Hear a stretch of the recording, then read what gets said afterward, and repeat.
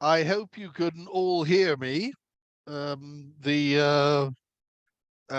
you saw the instructions for how to make the sound work, but unfortunately we couldn't hear very much. But anyway, welcome to the 5th edition of CFI Talks. As you know, these are a series of seminars we've been organizing as part of the Coastal Fisheries Initiative to encourage discussion and exchange of learning about coastal fisheries governance worldwide. I'll pass over to initiate the discussion to Fatou Sok, the FAO's coordinator of the Global Partnership Project, which is part of the CFI. Fatou, over to you. Merci beaucoup, Philippe. Merci, chers collègues. Bonjour à tout le monde. Bonjour à tous. Donc, comme vous le savez, l'initiative pêche côtière qui est coordonnée, donc le programme est coordonné par la FAO et est financé par le Fonds mondial pour l'environnement, communément appelé le FEM ou le GEF, dispose d'une composante importante de partage d'informations, d'expériences, de bonnes pratiques et de leçons apprises dans le domaine de la gouvernance des pêches côtières, mais également dans le domaine du renforcement des chaînes de valeur. Donc, ceci dans le but de les rendre plus durables, plus rentables, donc au bénéfice des communautés qui en dépendent principalement. Donc, chers collègues, comme vous le savez, donc la pêche et l'aquaculture artisanale occupent une place importante dans l'économie mondiale et contribuent à dynamiser les économies nationales en créant des opportunités, notamment pour les jeunes et les femmes. Et selon les statistiques de la FAO, la production qui provient de la pêche artisanale représente 40% des captures mondiales. Et les artisans pêcheurs, donc travailleurs et travailleuses de la pêche, représentent 90% des personnes qui interviennent dans les chaînes de valeur de la pêche de capture à travers le monde, dont 40% sont des femmes. Vous voyez ainsi que le rôle et le travail des femmes tout au long des chaînes de valeur des produits de pêche sont très importants et doivent ainsi être plus visibles et mieux reconnus. Donc voilà pourquoi la FAO, l'UNDP, la World Bank, le PNUE, donc à travers la Convention d'Abidjan, Conservation internationale et WWF, évidemment donc avec le support du GEF comme cité précédemment, à travers le programme CFI ou IPC et le soutien des ministères en charge des pêches et ou de l'environnement de 6 pays, que sont notamment le Cabo-Verde, la Côte d'Ivoire, l'Équateur, l'Indonésie, le Pérou et le Sénégal, accompagnent des organisations des communautés de pêche, notamment les femmes transformatrices et mareyeuses de produits halieutiques, ceci afin d'améliorer leurs conditions de travail, de renforcer leur structure organisationnelle, d'améliorer leurs moyens de subsistance ou d'existence, nous on préfère dire leurs moyens d'existence, et de favoriser leur intégration sociale. Ainsi, pour un renforcement des chaînes de valeur des pêches, il est indispensable que les femmes soient bien intégrées et mieux représentées dans les instances de décision et augmentent leurs revenus. Cela passe d'abord par une reconnaissance et une mise en valeur de leurs compétences, mais également par un renforcement soutenu de leurs capacités. Ainsi, la 5e session du CFI Talks, qui nous réunit aujourd'hui, va nous aider à mieux comprendre comment le travail d'autonomisation des femmes dans les chaînes de valeur des produits de la pêche est essentiel pour parvenir à des pêcheries durables. Donc, lors des présentations qui vont suivre, vous aurez l'occasion de découvrir les enjeux des stratégies de renforcement de la prise en compte du genre mis en œuvre donc, au niveau de la pêche artisanale en Afrique de l'Ouest, l'impact du projet IPC en Afrique de l'Ouest, donc le IPC Afrique de l'Ouest en termes de renforcement des organisations de femmes transformatrices dans les communautés de pêche, l'impact des efforts entrepris en Amérique latine en matière d'autonomisation des femmes grâce à des initiatives appuyées par la recherche scientifique. Et pour finir, vous aurez un exemple de l'Indonésie où les enjeux liés à la diversification des moyens de subsistance des femmes dans les chaînes de valeur des produits seront présentées. Donc, nous espérons que ce partage de connaissances et d'expériences qui va se tenir dans les 2 prochaines heures donc, va permettre de faire avancer la réflexion sur le rôle et les défis des femmes dans les chaînes de valeur des produits halieutiques, notamment dans le sous-secteur de la pêche artisanale. Je vous remercie de votre attention et laisse la parole à notre cher collègue Philippe qui va donc faciliter la session. Merci à tous pour votre présence.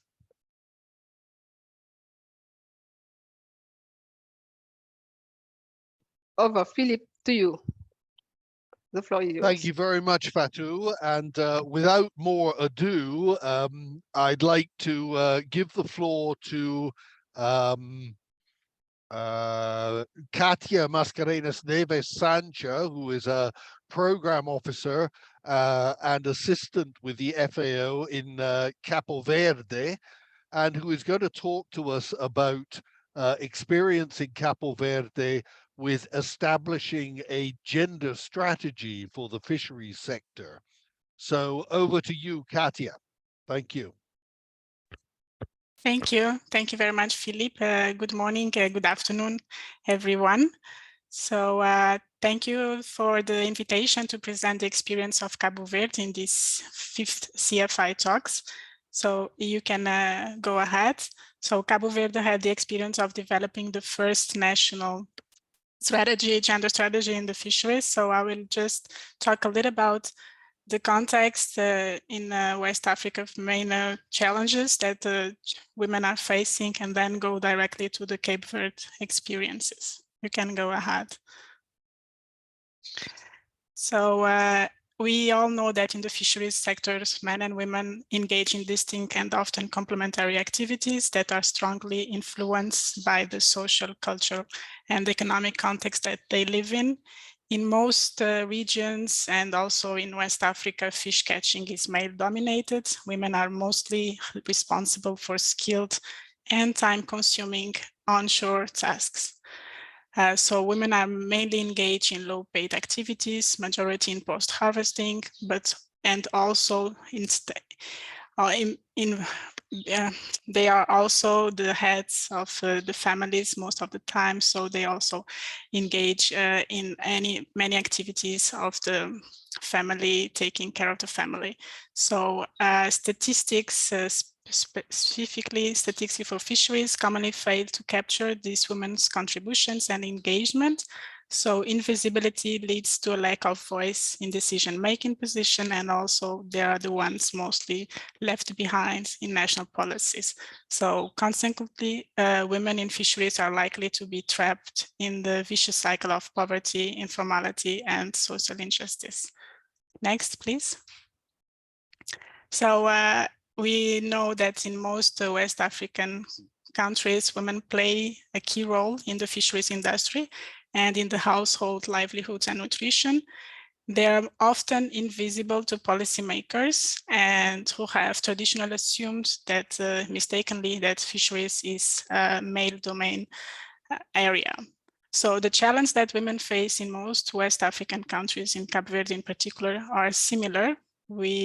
So they are mostly involved in post-harvest activities, although we do have women that are, they own their own ships. They have limited access to resources, especially the women that are not related to fishermen, the informality of most of the fishmongers, particularly the ones that sell in the streets, they lack social protection, the low level of education. Many of them are illiterate. In the case of Cabo Verde, we have a lot of elder women that's still working and selling fish because they don't have social protection and they cannot afford to stop working. Unequal access to markets, financing, and technologies, which affect negatively the women, and lack of organization and training in several areas, and which leads to the lack also of voice and visibility in all stages of the value chain. Next, please.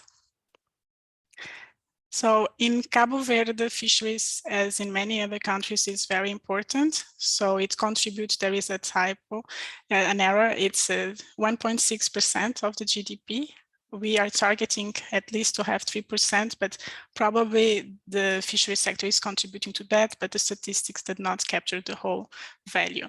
The fishery sectors, it's as a main imported country, is the most important sector that contributes to exportation, 80%.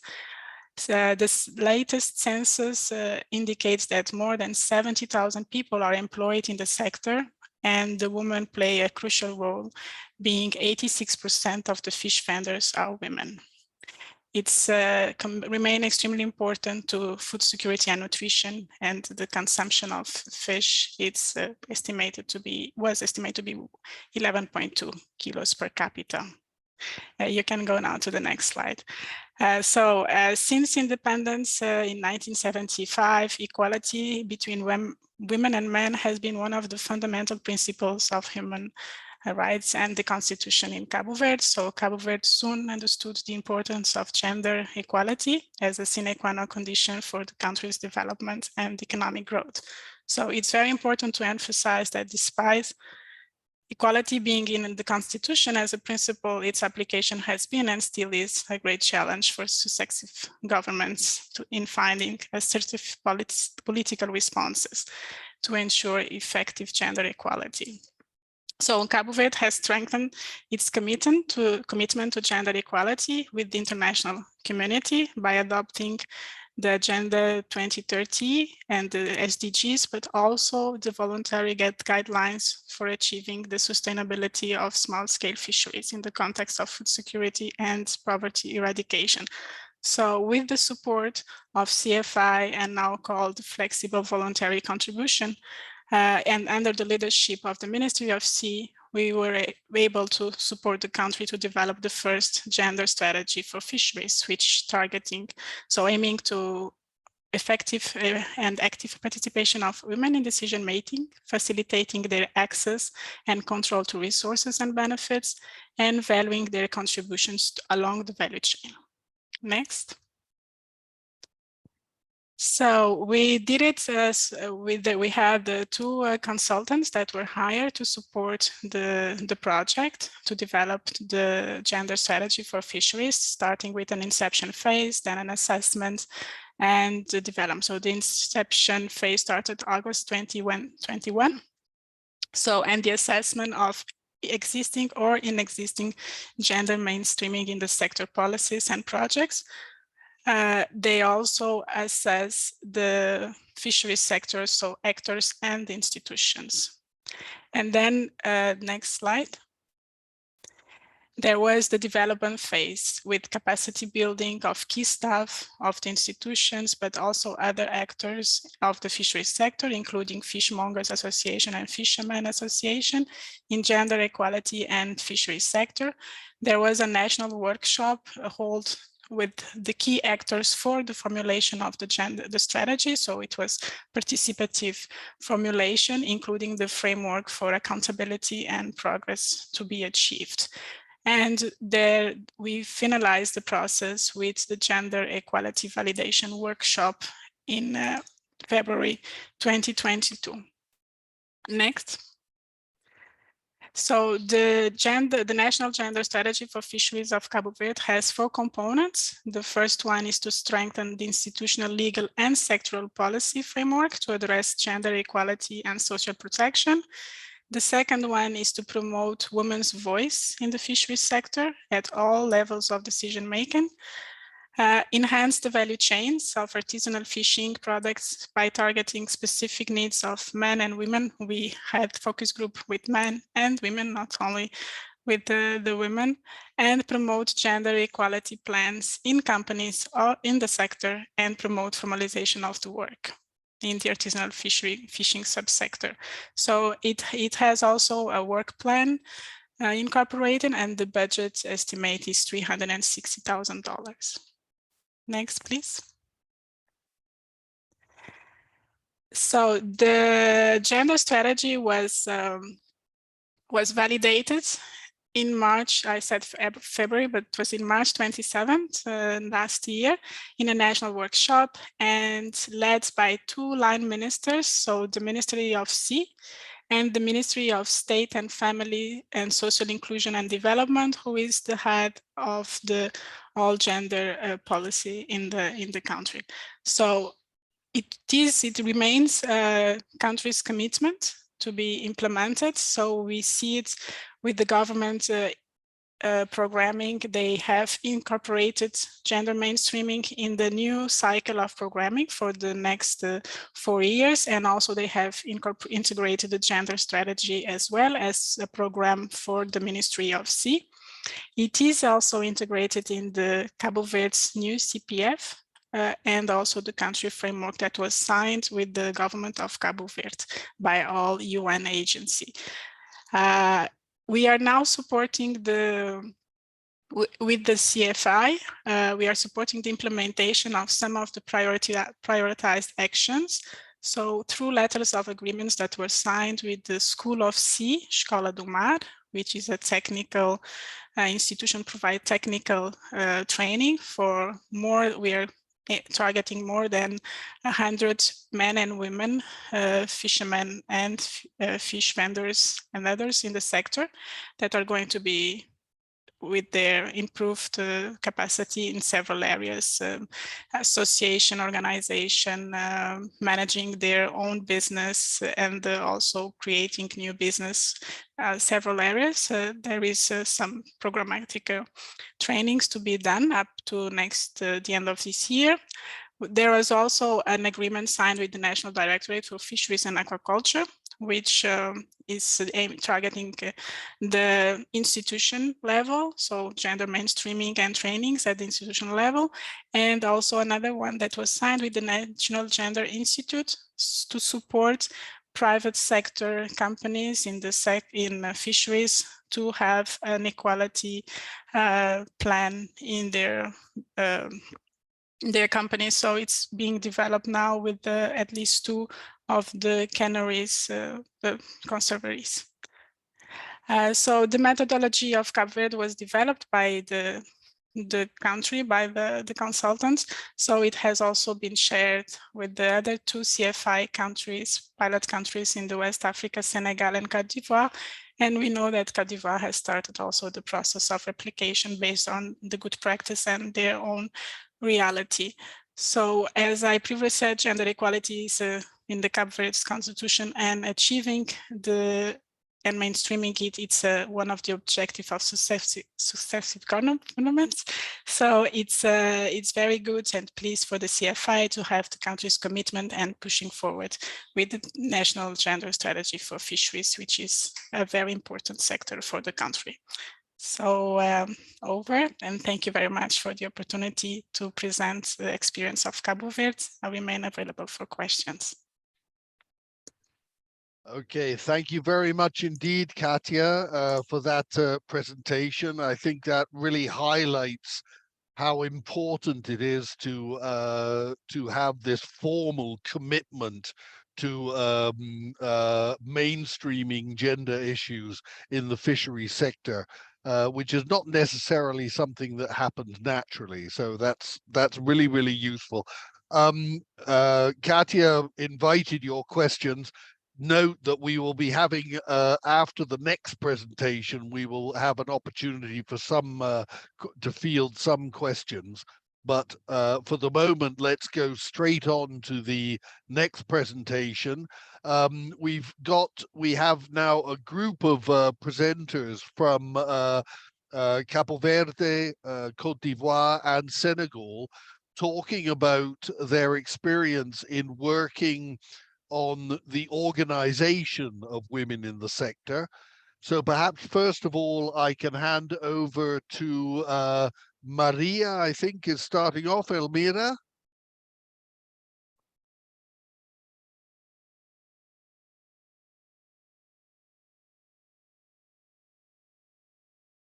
Bonjour, Yes, your sound is not very good, Elmira, but carry on. I changed the task, but I don't know. Can you share the presentation?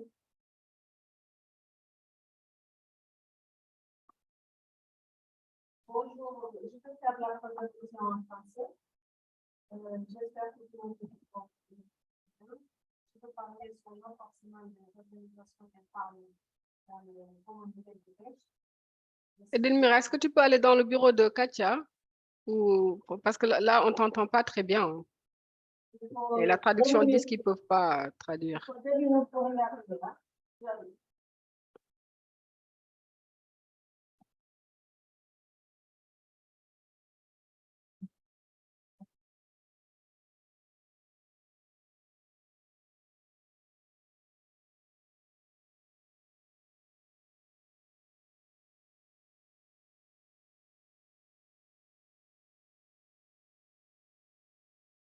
Hello, Elmira. Can you find an alternative for your microphone?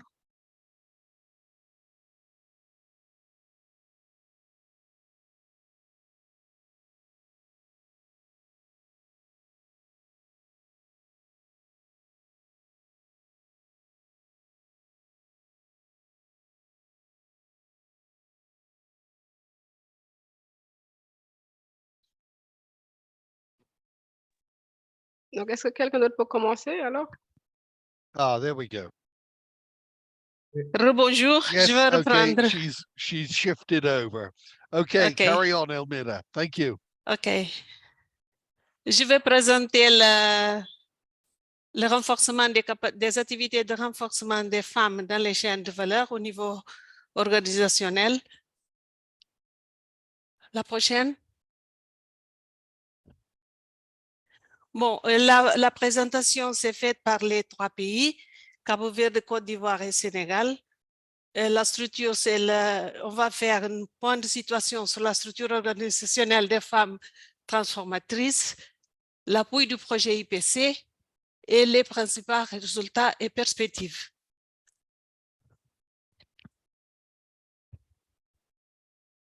Pour le Cabo Verde, la prochaine slide. Une étude diagnostique a été faite en 2019-2020 sur la situation des organisations des femmes dans les sites pilotes. Parmi ces études, on a constaté que ce sont des associations mixtes. Il y a des associations des hommes et des femmes, mais le rôle des femmes, c'est plutôt relégué au poste secrétaire et des trésoreries. Ils présentent un certain dynamisme, mais avec des faiblesses dans leur fonctionnement. La plupart des associations n'ont pas de statut d'utilité publique, ce qui ne leur permet pas de bénéficier des droits et des avantages, fiscaux notamment. La majorité d'associations travaillent dans l'informalité, une faible capacité d'organisation, ils n'ont pas d'autonomie financière, ils ont des difficultés à élaborer et soumettre des projets à des partenaires. On a travaillé surtout dans les 2 sites pilotes du projet, comme vous le savez, l'île de Mayo et l'île de San Vicente. À l'île de Mayo, on a 3 associations, venues du nord, venues du sud, Association des pêcheurs des Mayo. Et à San Vicente, on a travaillé plutôt avec 2 associations de San Pedro et de Salamanca. Le point positif de ces 2 associations, c'est qu'on a travaillé avec l'association des femmes marieuses de Mindelo. C'est la seule association constituée que par des femmes. Elle a été créée en 2019 sur l'initiative des femmes qui vendent le poisson au marché de Mindelo, ce qui représente une volonté des femmes de s'associer pour organiser la première ou la deuxième vente du poisson. Elles ont à peu près 200 membres, dont 2 de ces membres ont créé une petite unité de transformation de poissons. Elles ont leur statut publié au journal officiel. Des contraintes majeures par rapport à l'organisation des femmes, elles ne font pas des réunions régulières. D'ailleurs, des associations ne font pas des réunions régulières. Ils ne payent pas régulièrement des cotisations. Un nombre limité de femmes ont reçu une formation. L'accès au crédit en spécial pour ce qui concerne les femmes, la commercialisation, il n'a pas un crédit spécifique et un manque d'autonomisation aussi des femmes. L'appui du projet au renforcement organisationnel des femmes transformatrices. Ma collègue Katia vient de démontrer la stratégie genre qui a été élaborée pour la période 2022-2025, qui a été publiée. qui a été validé par les deux ministères concernés et les activités qui sont en cours pour la mise en œuvre des activités de la stratégie. Ainsi, je ne veux pas prendre trop de temps sur cela. La prochaine. Le projet IPC a amené beaucoup d'activités, surtout dans l'aspect renforcement des capacités des associations des sites pilotes, la formation sur la comptabilité simplifiée, éducation financière, la mise en place d'un négoce selon la méthodologie germe aux femmes vendeuses de maillots, les formations sur les directives sur la pêche artisanale et sur la gouvernance côtière, foncière, pardon, la gestion, évaluation des projets et préparation des plans d'action et de reporting, et aussi sur le partenariat public-privé dans la pêche. Ces formations ont surtout bénéficié des femmes. En termes de résultats, on peut considérer que les femmes dans les sites pilotes ont déjà des compétences renforcées en bonne pratique d'hygiène par la manipulation et vente des produits de pêche. Il y a, disons, une reconnaissance du rôle des femmes dans le secteur à travers ces actions de renforcement des organisations, une meilleure connaissance des femmes sur les directives. On a travaillé surtout dans les techniques de transformation du poisson, notamment salé séché. Il y a une reconnaissance de l'association des femmes vendeuses du Minelo et on essaie la possibilité qu'elles deviennent membres du Conseil national des pêches. Comme j'avais dit, c'est la seule organisation 100% des femmes vendeuses. Le projet a aussi appuyé une entreprise lidérée par une femme pour la production d'hamburgers de poisson. On a l'appuyé pour avoir des certifications sanitaires et pour la promotion de ce nouveau produit sur le marché local. En termes de perspective, le projet va continuer à appuyer la formalisation de l'activité de commercialisation par les femmes, renforcement des organisations vers la création des coopératives conduites par les femmes et on va poursuivre les actions de renforcement des capacités. Bon, c'est tout que je voulais partager. Je passe la parole aux collègues de Côte d'Ivoire. Merci Maria. Slide s'il vous plaît. En ce qui concerne la Côte d'Ivoire, nous allons présenter l'expérience sur les deux sites du projet. Donc, Locodjoro dans le district autonome d'Abidjan et Sassandra à 240 km à peu près sur la côte ouest. Au niveau de Locodjoro, les femmes qui exercent... Docteur Labla, le son n'est pas bon, hein? Le son n'est pas bon. Maintenant, ça va?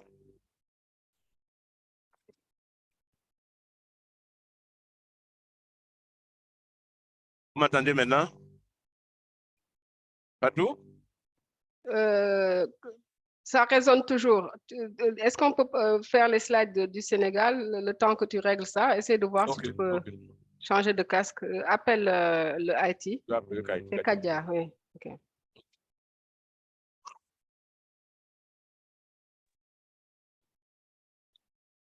Aliou Diouf, s'il vous plaît. Donc, voilà.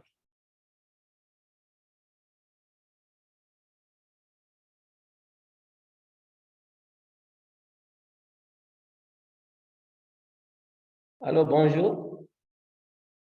Je m'appelle Aliou Diouf. Je suis le consultant national en chaîne de valeur du projet IPC pour le Sénégal. Donc, si vous le voulez bien, vous pouvez passer au premier slide. Nous allons parler de la situation des structures organisations des femmes transformatrices au Sénégal d'abord. Au Sénégal, les femmes travailleuses de la pêche sont organisées en groupement d'intérêt économique, en abréviation GIE. Le GIE est une forme d'organisation juridiquement reconnue et très légère. Il doit être composé au moins de 2 associés, aucun maximum n'est imposé et il n'y a pas de capital minimum de démarrage. On dénombre 151 GIE au niveau des 9 comités locaux de pêche artisanale des îles du Saloum, le site du projet au niveau du Sénégal, regroupant 2000 femmes. La tendance actuelle est de former de grandes entités organisationnelles comme des unions locales, les fédérations, afin d'accroître les possibilités de recherche, de financement et de partenariat, et voire de négociation. Prochain slide. Maintenant, nous allons un peu parler des atouts des femmes dans cette dynamique organisationnelle. Cette dynamique organisationnelle permet aux femmes de participer au développement économique des chaînes de valeur et à la gestion de l'environnement. À titre d'exemple, près de 90% de l'approvisionnement en mollusques frais des sites de transformation sont assurés par les femmes transformatrices elles-mêmes. Les femmes occupent aussi, grâce à cette dynamique organisationnelle, une place importante dans le domaine de la gestion des ressources et de la préservation de l'environnement. Elles ont pris une part active dans le reboisement des 300 hectares de mangroves qui étaient initiés par le projet IPC au Sénégal. Cette dynamique aussi leur permet de mettre en place des mécanismes d'autofinancement communautaire comme les caisses de solidarité, le fonds de roulement pour la pérennisation des activités et même de mettre en place un système d'actionnariat dont les actionnaires sont les femmes membres de GIE, comme au niveau de la localité de Djirnda. Et enfin, cette organisation leur permet de participer au développement communautaire à travers des appuis et subventions aux écoles, aux mosquées et aux postes de santé. Maintenant, l'appui du projet IPC par rapport pour renforcer cette dynamique organisationnelle. Pour accompagner cette dynamique organisationnelle, le projet apporte son appui aux organisations de femmes au niveau des îles du Saloum. D'abord en matière d'infrastructure et d'équipement, avec la construction d'une plateforme de fumage moderne de 4 fours FTT à Dionewar, ayant une capacité allant de 360 à 480 kg de poissons fumés par jour. Il faut dire que cette plateforme intéresse directement 700 femmes transformatrices. Ensuite, il y a l'octroi d'équipements de travail à ces femmes, avec des bacs, des chaussures, des couteaux, balances, chariots, tenues vestimentaires, etc. Et enfin, il faut dire que le projet envisage très prochainement de faire la réhabilitation du magasin de stockage des produits transformés des îles du Gandoul, qui polarise 4 communes, Dionewar, Bassoul, Djirnda et Foundiougne. Ensuite, en matière de formation, en partenariat avec 2 organisations, le CEGEP Canada et la CAOPA, la Confédération africaine de l'Afrique de la pêche artisanale, une série d'ateliers de formation ont été organisés au profit des femmes membres des CLPA sur les thématiques telles que la gestion durable des écosystèmes de mangroves, la gestion financière et le marketing, l'élaboration de plans d'investissement, l'entrepreneuriat et l'organisation, l'accès au marché, les bonnes pratiques d'hygiène et de fabrication, les directives volontaires pour la pêche, etc. Au total, 58 femmes leaders ont été formées, dont 21 sur les directives volontaires et 37 sur les autres thématiques liées à la gestion financière, entre autres. Ces femmes devront faire la duplication de la formation reçue à plus grande échelle. Voilà, je vous remercie de votre attention. Cette forme d'organisation.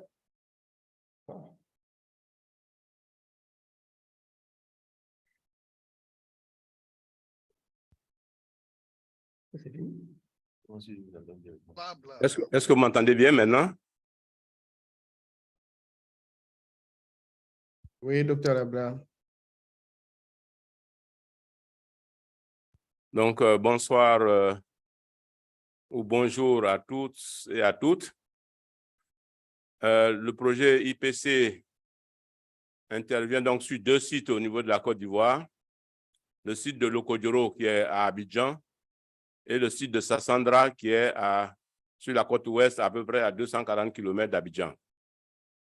Au niveau organisationnel, il faut savoir qu'à Lokodjoro, 538 femmes sur un total de 546 membres, donc exercent au niveau de 4 sociétés coopératives de mareyage et de transformation des produits.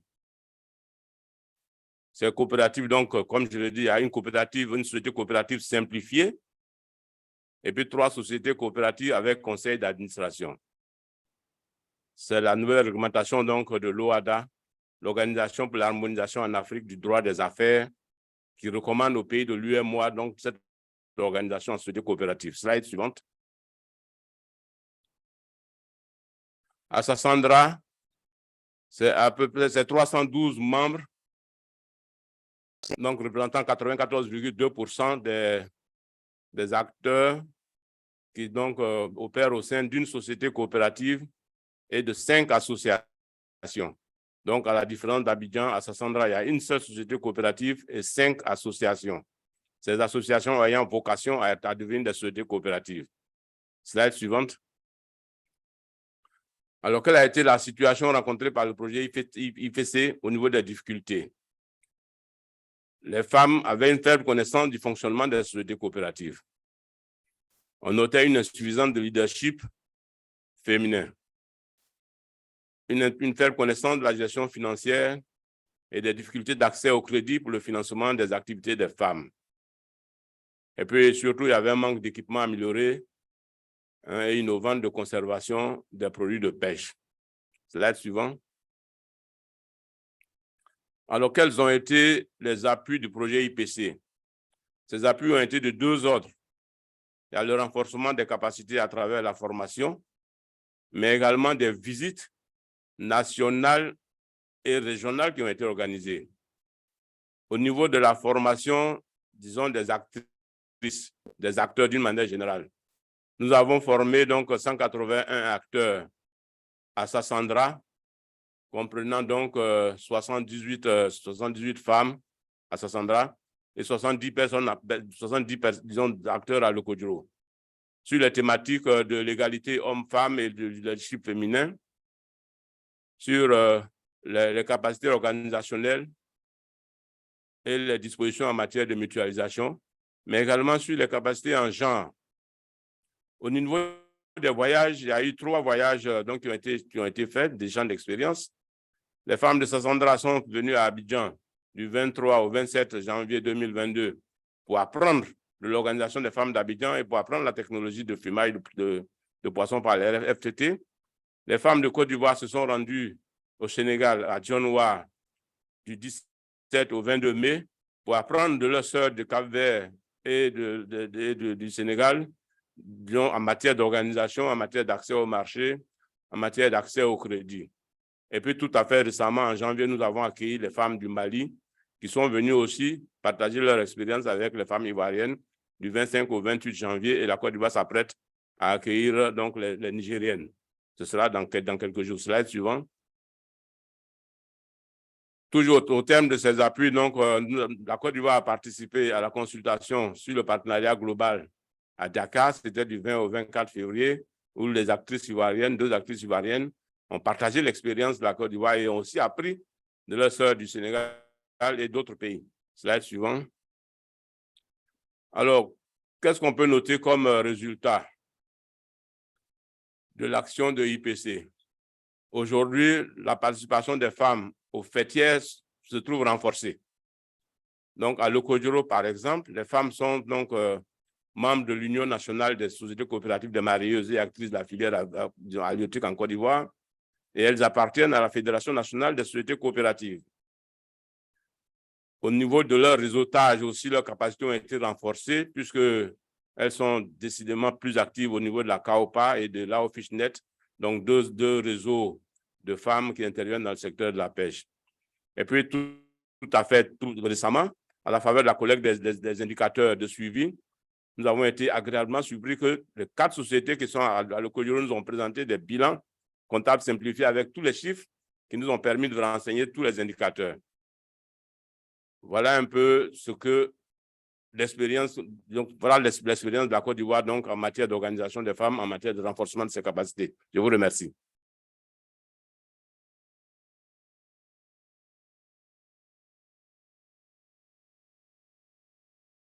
Okay, thank you very much indeed, Dr. Labla, Alieu, and Maria. Those were all really, really interesting, and I think particularly interesting to see the range of different interventions that the CFI has been involved with in terms of working with women's organizations. Perhaps we can go ahead now and show the first video that we have to show you, which relates to a regional exchange visit, which Dr. Labla mentioned earlier. Can you go ahead and show the video, please? Thank you.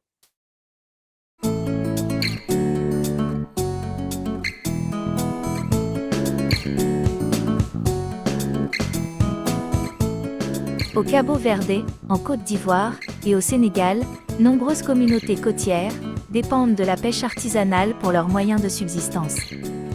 Dans cette chaîne de valeur, les femmes jouent un rôle clé comme cueilleuses, mareyeuses et transformatrices. Mais elles font face à de nombreux défis. La faute de moyens et d'outils de travail modernes. Insuffisant accès au crédit et au marché. Travail informel, sous-payé et dangereux. L'initiative Pêche côtière en Afrique de l'Ouest organise une visite d'échange régional où les femmes transformatrices du Sénégal ont accueilli leurs collègues du Cabo-Verde et de la Côte d'Ivoire pour partager leurs bonnes pratiques et leurs connaissances, améliorer leurs conditions de travail et aboutir à des produits de qualité et compétitifs sur le marché.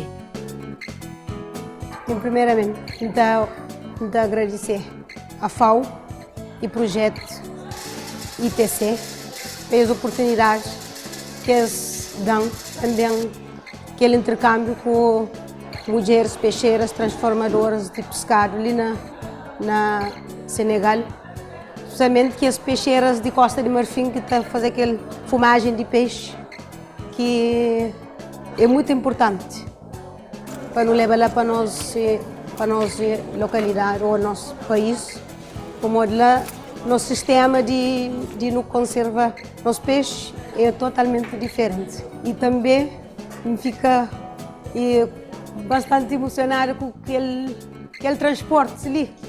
Lors de la visite, la FAO et les autorités ont livré à la communauté de Dionvar une nouvelle unité de four FTT qui demande très peu de bois, réduisent sensiblement les produits cancérogènes issus du fumage et sont munis d'un système de ventilation qui protège les transformatrices du feu et de la fumée.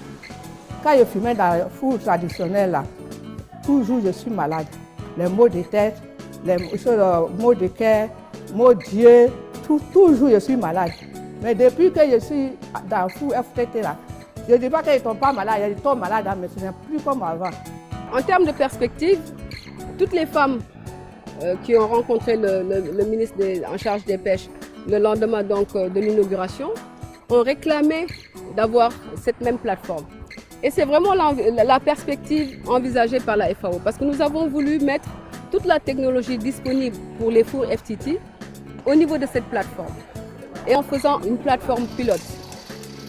Et maintenant, l'objectif, c'est de pouvoir le dupliquer, de pouvoir le mettre à l'échelle. Parce que la mise à l'échelle de cette plateforme permettra de manière claire à avoir de meilleurs produits et ça va contribuer à une meilleure santé au niveau de l'ensemble des femmes transformatrices du Sénégal. L'initiative Pêche côtière œuvre pour autonomiser les femmes dans les chaînes de valeur de la pêche pour des communautés, des entreprises et des écosystèmes plus durables.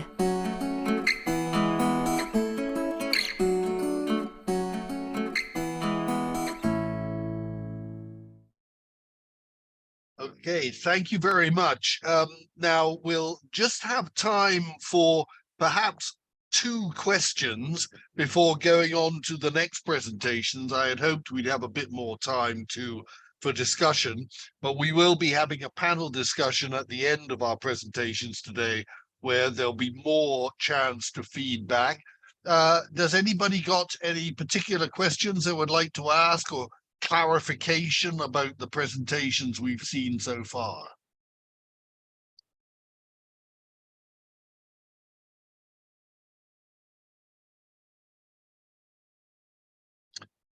Yes, Virna.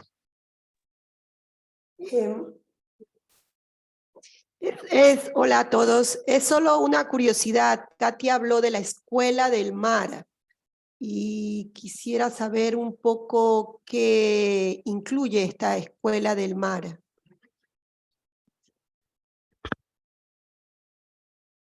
Okay, the Escola do Mar or School C, it's one of the institutions that compose the campus of Sea that the government has created under the Ministry of Sea Tutela.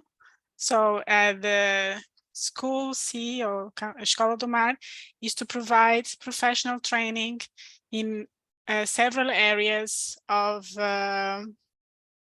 in the sector, the fisheries sector. So they are providing training for organizing. Okay, so you got it. And then also to repair motors and a lot of different areas for cooks that are needed for the ships. So a lot of areas. So they assess the needs of the country in terms of training for the fisheries sector, and they provide those trainings. Thank you. Okay, thank you. If I could step in now, we also have two contributions from people who have been involved at the ground level in the work in West Africa. And so I'd like to give the floor to both of them as well. We have Kra Gisele from the Executive Secretary of a cooperative of wholesalers and processors from Abidjan in Côte d'Ivoire. And we have Yaya Issa Ndiaye, excuse my pronunciation, president of an economic interest group, JAPO, in Senegal. If I can give the floor to them, please.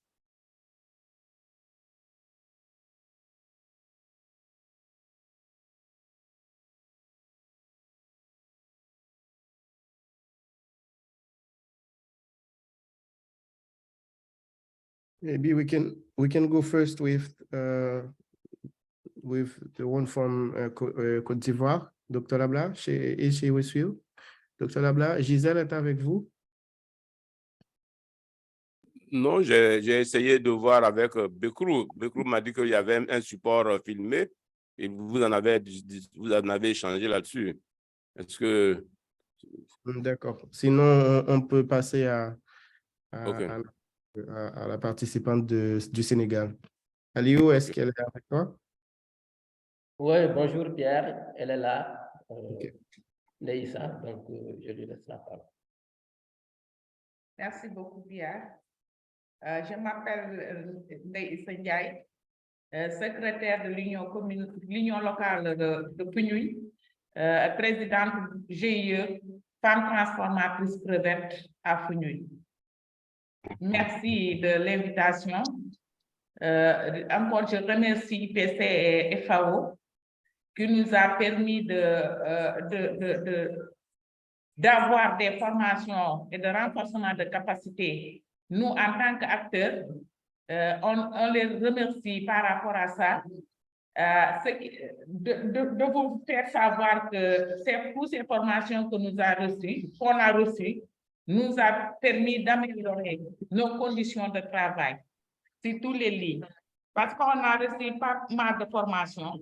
On a reçu la formation au niveau des techniques de transformation. La transformation a été bien améliorée actuellement par rapport à auparavant. On a reçu aussi des formations concernant la comptabilité simplifiée qui nous a permis de bien gérer nos journaux de caisse et aussi de bien gérer nos stocks. Aussi, il nous a permis, on a des formations en alphabétisation. On n'ignore pas qu'au niveau, dans les îles, nous avons beaucoup de femmes qui n'ont pas pu, des femmes instruites. Ils nous ont formés en formation de l'alphabétisation professionnelle. De l'alphabétisation, et cette formation leur a permis de bien gérer leur comptabilité simplifiée et aussi de bien gérer leur micro-entreprise. Et aussi, on a reçu des formations pour la gestion de l'écosystème, encore concernant le reboisement des mangroves pour mieux conserver l'écosystème marin.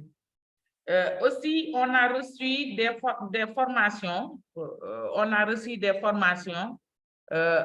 pour mieux gérer ce qui est la marketing. Parce que si on est des femmes, on transforme, on vend déjà, on doit savoir comment pouvoir et quelle technique peut-on avoir pour faire l'écoulement de nos produits.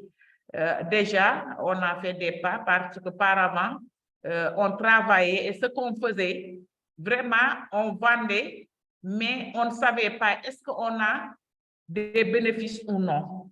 Mais maintenant, à la sortie de ces formations que nous avons octroyées, l'IPC et FAO, vraiment, on a bien amélioré nos conditions de travail dans tous les domaines, au niveau de la comptabilité, au niveau de la transformation pour mettre notre produit dans de bonnes qualités. Et aussi, on a une position au niveau de la chaîne de valeur. Parce que les femmes se sont boostées pour être, pour avoir une majorité au niveau des organisations, des instances de décision. Donc, vraiment, les formations nous ont permis vraiment de savoir nos devoirs et nos droits.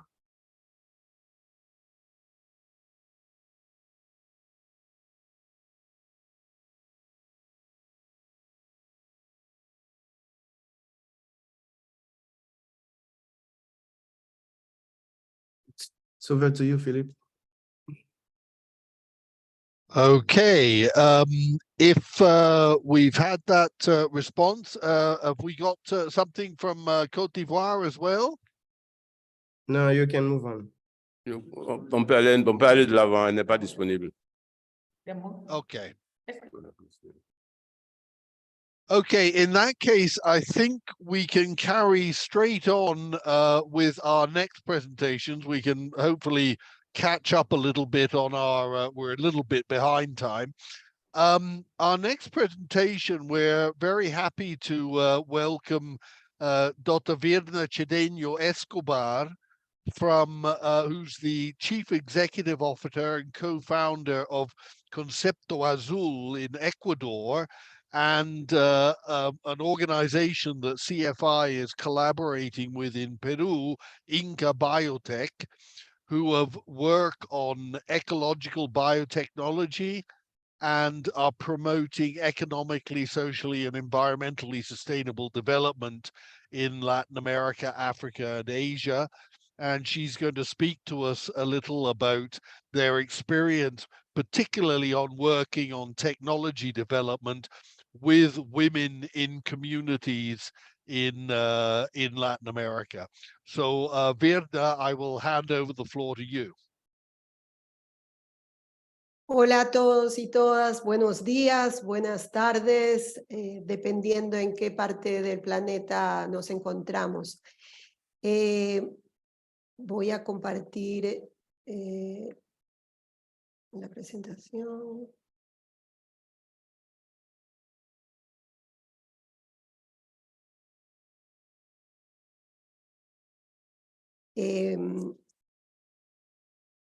Todos ven bien mi presentación, ¿no?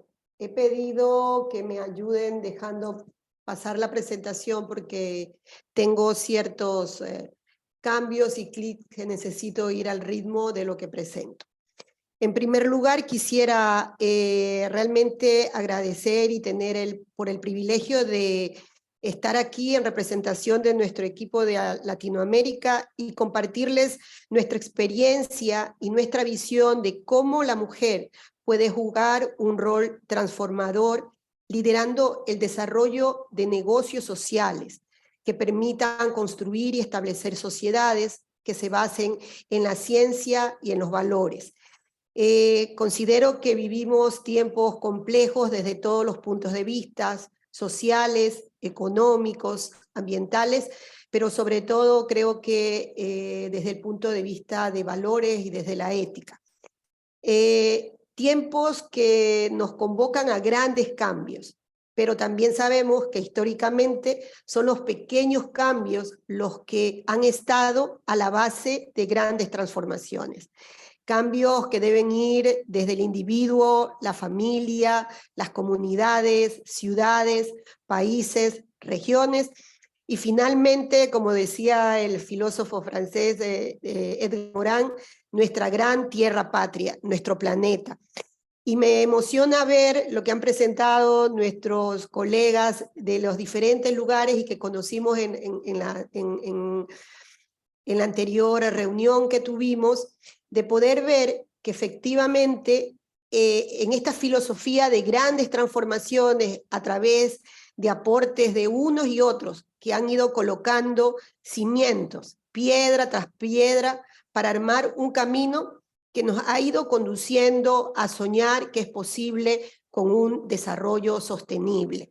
Y lo vemos al escuchar a todos nuestros amigos de África, lo hemos visto a nuestros amigos de Asia cuando estuvimos en la reunión, y aquí en América Latina.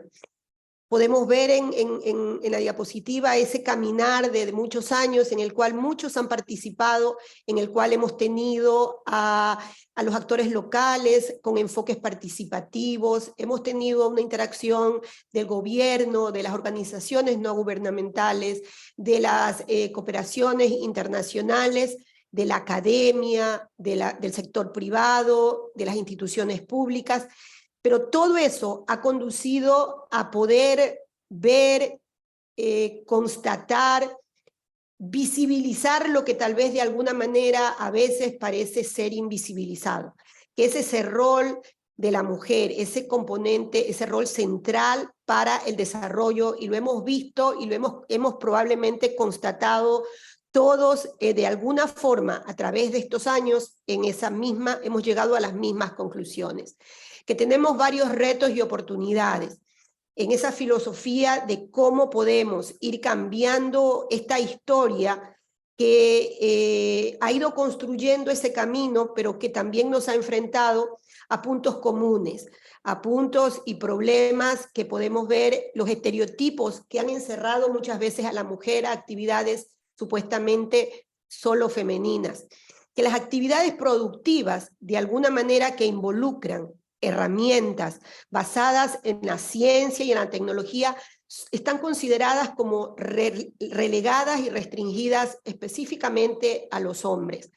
También como la mujer, de alguna manera, una sociedad le ha transmitido una especie de temor en las mentes que hace que de alguna manera se transfiera la gestión del dinero a la pareja, al componente masculino de la familia. Esa dependencia económica que la hemos visto en este momento cuando se han ido presentando los mismos retos que hemos enfrentado todos en los distintos países, la dependencia económica de la mujer condiciona su desarrollo a cualquier actividad, a las autorizaciones de la pareja. Un reducido acceso a créditos, incluso también constatando que ese crédito y esa autorización estará dependiente de la autorización de la figura masculina.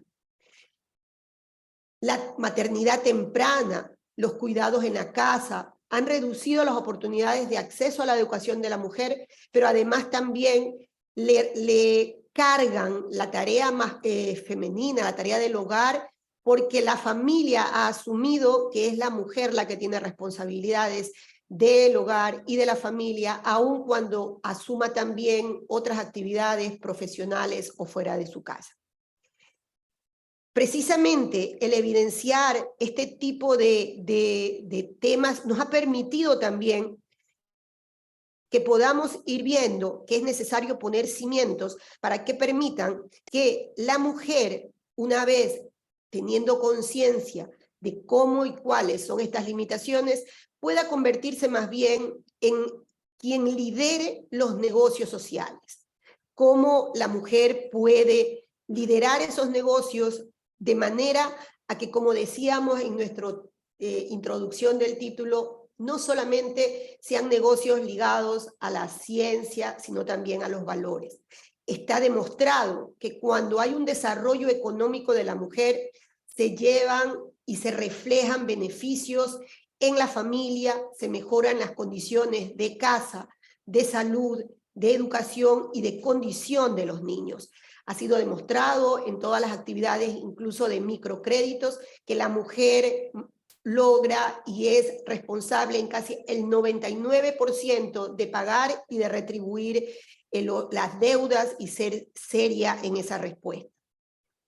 Entonces, cuando podemos ver que si la mujer mejora sus condiciones, mejoramos la vida de la familia y por ende de una sociedad, la pregunta es cómo lograr construir estos negocios sociales.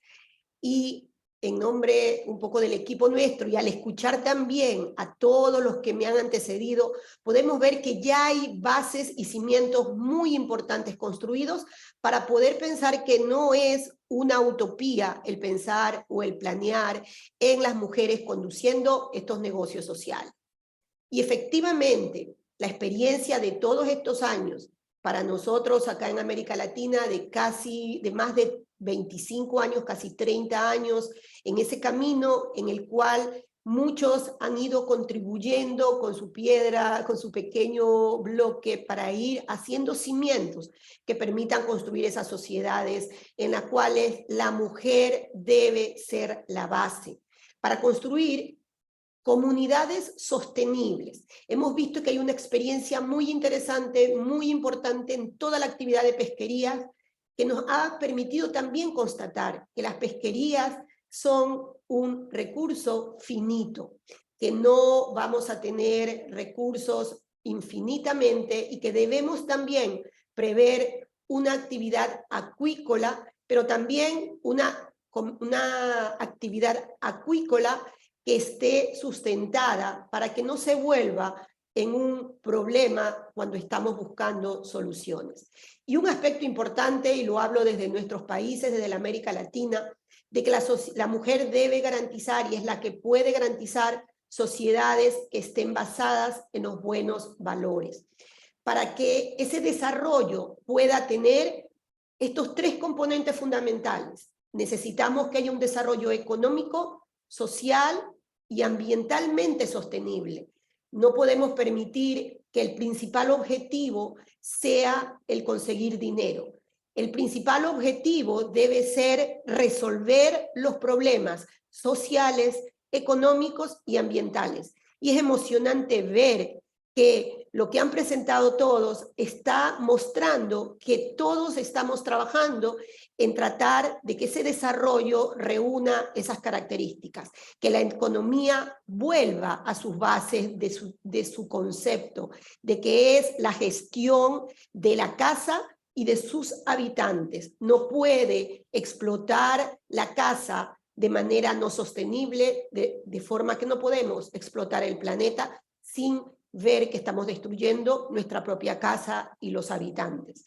Que la parte social debe incluir nutrición, alimentación, buen desarrollo físico y mental, y una educación nueva, renovada, que permita ser también su principio de no llenar la cabeza de nuestros niños, sino de iluminarlos para poder tener esas sociedades con valor. Y un ambiente que debemos poder respetar. Para ello, y escuchábamos anteriormente, ya hay un recorrido hecho importante en capacitar a la gente en la comercialización, en la administración, en las finanzas.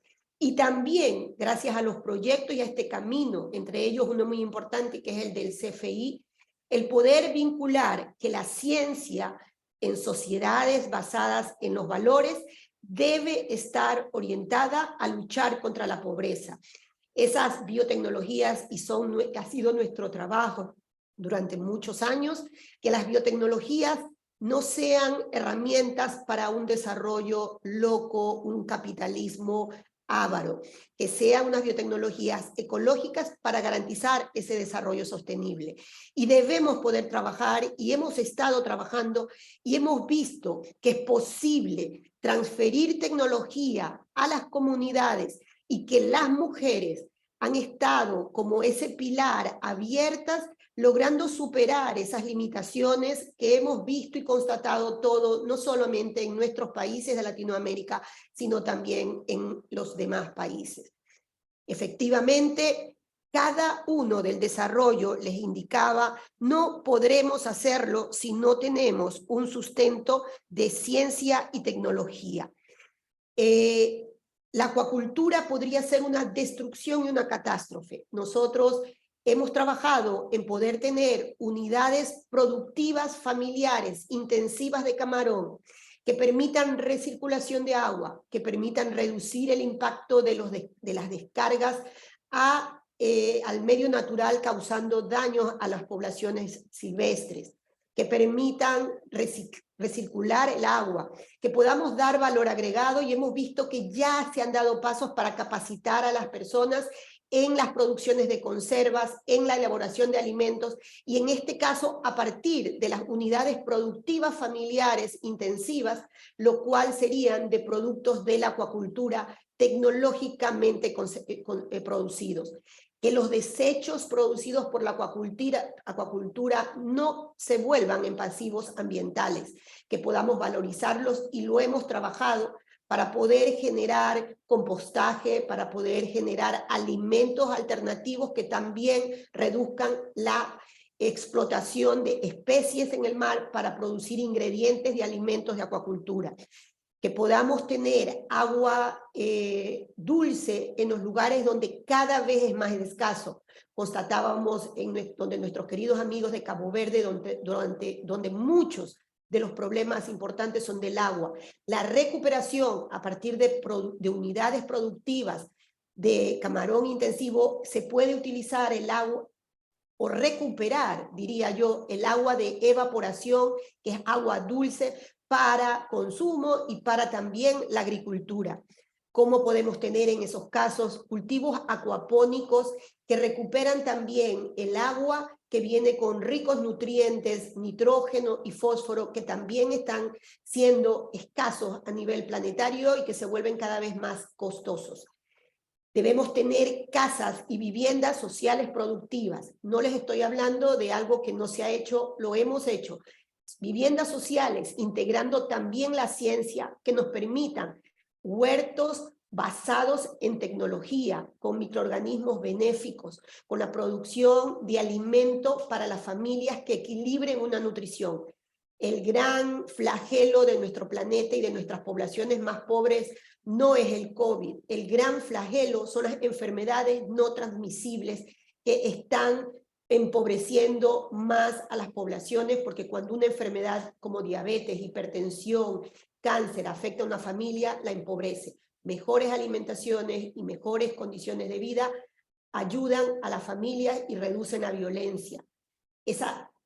La clave y uno de los cimientos, y lo hemos visto en lo que nos han presentado hace unos momentos, y la experiencia de todos, es que la real educación, la transformadora, es la que puede transformar sociedades, y consideramos que debemos hacerlo.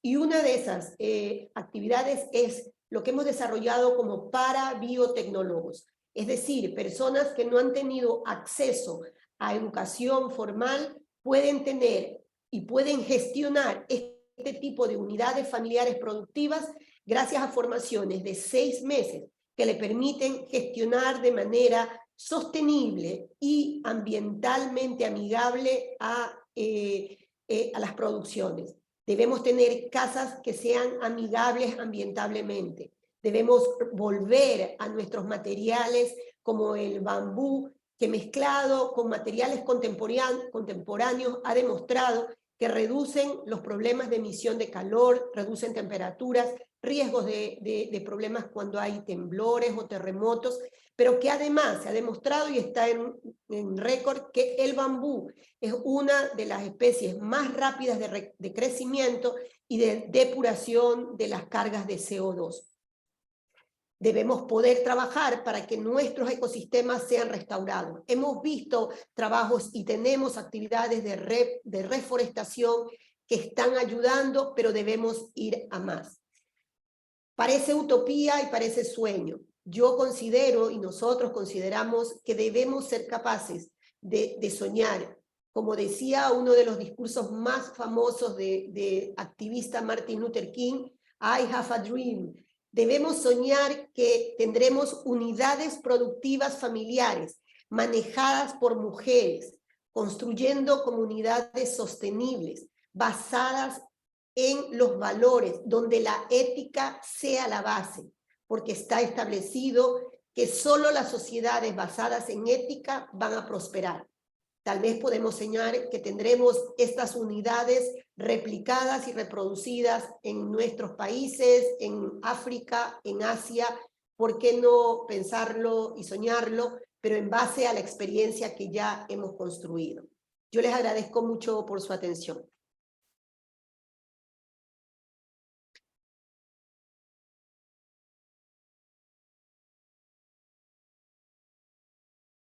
Thank you very much indeed, Virna. Sorry to be hurrying you along there, but the time is limited, as you know. Thanks very much indeed. I think we had a very brief question from a very brief input from Mr. Nikita Gaibor from the Public Research Institute of Agriculture and Fisheries.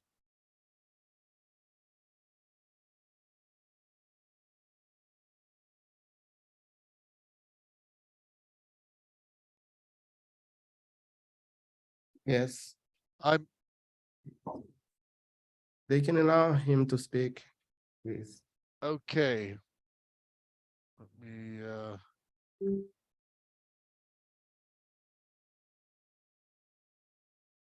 Okay. Okay. Hello, everyone. Okay. Yes. Send a PPT. I don't know if you can upload.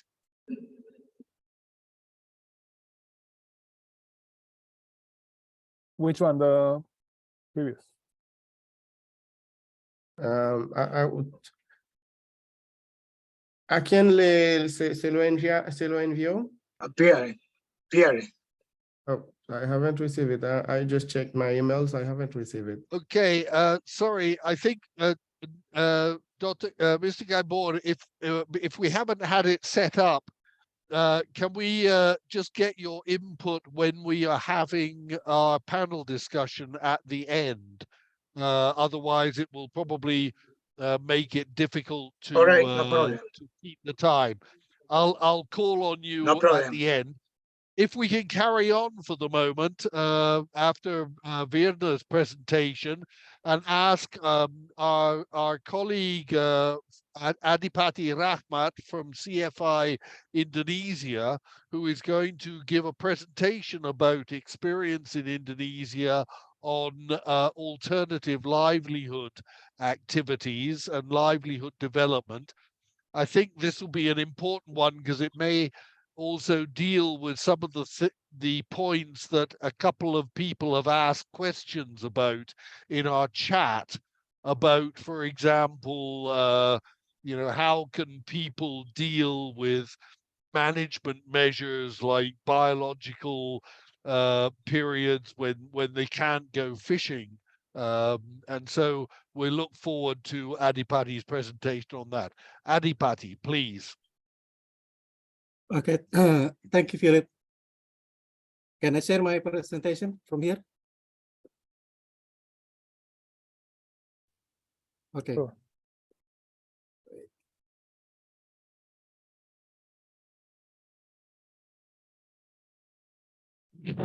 Okay, can you see my screen now? Yep, that's all good. Okay. Carry on. Good day, ladies and gentlemen, fellow CFI Global, FIO and WWF. My name is Adipati Rahmat. I'm the CFI Indonesia Project Manager. I am thanking you for this opportunity as we are very, very happy to share some of our stories from Indonesia.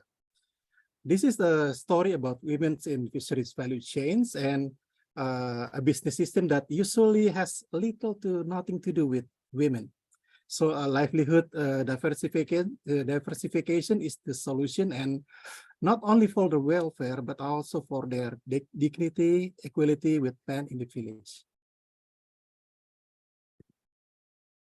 Let's start with a couple of testimony from our local champion. These women has their lives changed since CFI intervened in their village. Anissa, as many women from Padarni village, last year lost her house to fire. And then we train them as groups, provides them a set of cooking utensils to help them gain their livelihood back. But apparently, it's not just their jobs that has been created, but also their mindset and their creativity. And the second woman is Mrs. Fani. Some of you who joined the Global Partnership Consultation in Senegal has seen her. And she loudly said that since CFI Indonesia came, the women are not anymore underestimated by men because they have now have jobs and important place in their village business system as a fish processor. She's now traveling a lot as a speaker and influencer for other women in her district. So the business activities that takes place in the coastal area in Eastern Indonesia is in general are always related to capture fisheries. This is because the fisheries resource in Eastern Indonesia, especially in the fisheries management area 715, 717, and 718 are still relatively good. These fisheries activities start from the small scale fishing using hand lines, small net or mini pool sign. They land their fish in the coast of the village where they will be sorted, weighed, and then brought to the local market to be sold. It's a very close business chain system with a minimal innovations due to the low skills of people and also the lack of tools. So this system has many drawbacks because there is almost no added value created. A lot of unsold catchfish is wasted. You can see unsold tuna even are buried. And also not much labor is absorbed, especially from women. And Miss Anissa, previously, her house is close to the market, so she can sell her husband catch easily. But for Mrs. Fanny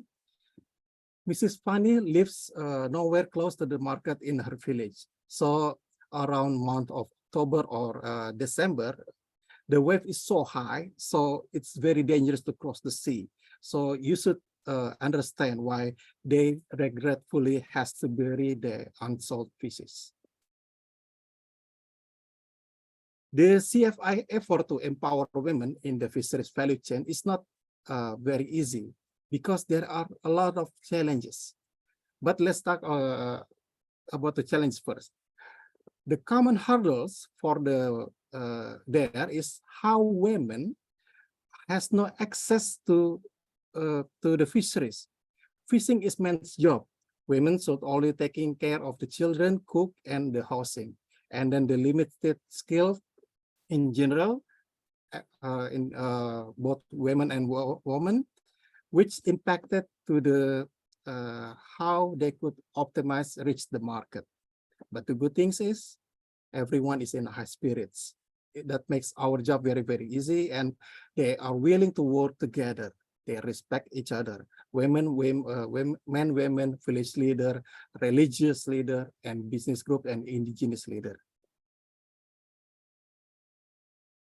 So prior to CFI Indonesia intervention, the role of women in the fishing business in the respective village was minimal to none. And generally, they only help sell fishes in the market, like you see here. So, at the start of the project, we conduct some identifications called the project affected person to help us provide the data. And now we have mapped out who the person to be supported, like you see here, the number of women, and the women's job in general before CFI are not working. They are unemployed, and after our intervention, the numbers of women's group were built in each village. And also, not only that, we also identified the widows and also the disabled peoples to join the work. So they can all have a role in the fisheries value chain system. Now, the lack of skill as well as the lack of equipment is the biggest barrier for women to be involved in the fisheries value chain. Even though that there are women that you see here that they also go to sea to catch fish, but the biggest role for women actually arise in their effort to create added value from the fish caught by their husband. So our intervention is simple. We simply target those issues with the support of the Ministries of Maritime Affairs, the district government, and also the training center. The women are trained. We even assisted by providing the equipment for cooking utensils to process the fish caught by the husband, so that there are no leftover fish that is wasted, and the fish becomes more valuable after being processed into fish products. Colleagues in Senegal, you see me giving products from Indonesia that we call Sasi Label. Sasi Label is a certification for our fish process that are created from the local women's groups. And in these pictures, you can see that the cooking utensils that we gave them into the groups, these groups are then open to anyone to join and work together. It's even possible to to people from outside the village to borrow these cooking utensils as a training equipment for other village. And you can also see there that the training in process for the women, where they can learn about the certification standard, how to build a branding of the products, and how to getting their products into the market. And while in training, we also make small competition for the groups so they can have more motivations and to compete. And here you can see the various products that has been produced. Some of the products has now been sold in the local market, although that we are still trying to reach outside of the districts. And that's our story. We are still trying to learning the ropes, and we need your help and support. Thank you very much. Thank you very much, Adipati. For those of you that were maybe new to CFI, the project which is being implemented by WWF in Indonesia started quite a lot later than the other projects in the in CFI, and that is why Adipati has mentioned that they're particularly anxious to learn from the experience of the other projects and other projects around the world. Okay, I think we have a video now also from experience in Indonesia, which I'd like to ask that to be aired now. It's about women in fisheries value chains in Indonesia.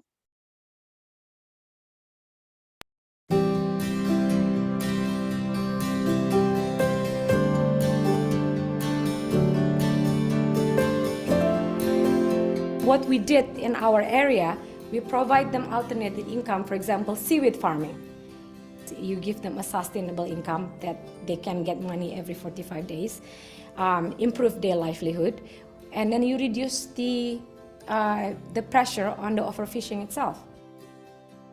What we do is we protect the environment and the coral reef, which means that we can still fishing without overfishing, and then everyone's happy.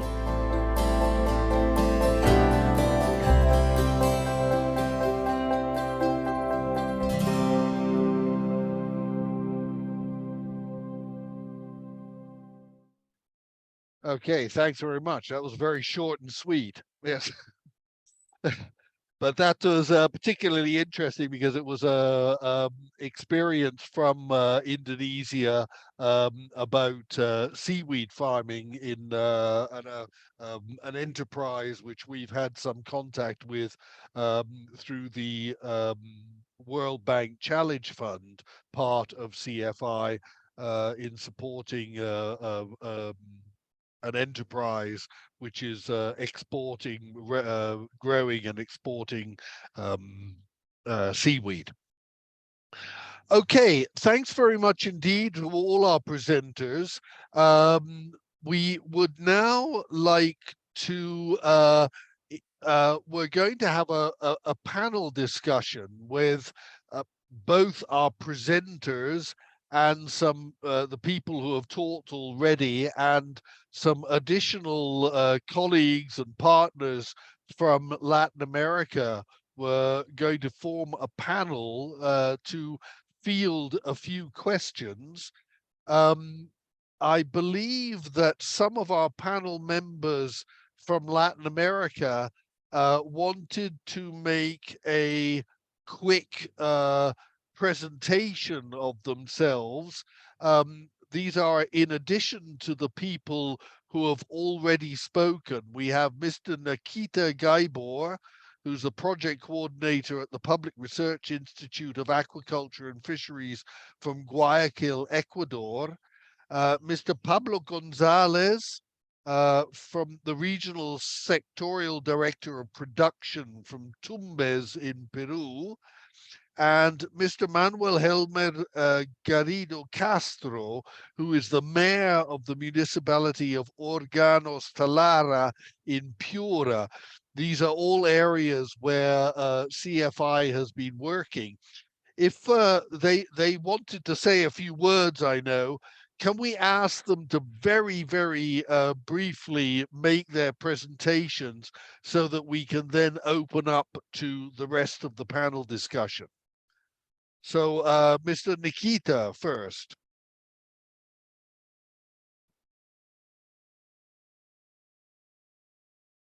Bueno, no sé si me escuchan claramente allí.